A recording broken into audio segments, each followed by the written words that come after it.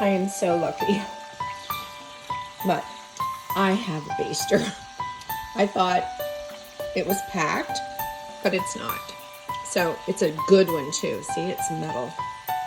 Anyway, I'm gonna take some of this and we're just going to baste the top of the turkey just to kind of keep it going moist.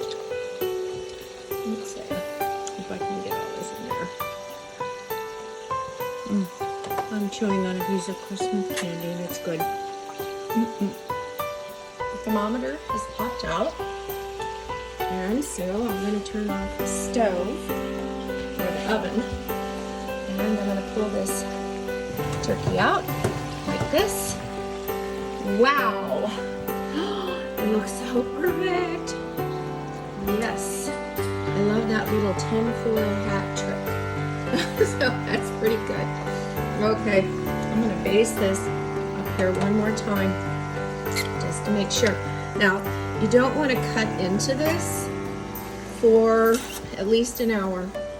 If you cut into it too soon, what will happen is you'll lose all the juice inside, and you want the juice that's inside to absorb into the meat and not be taken out of the meat.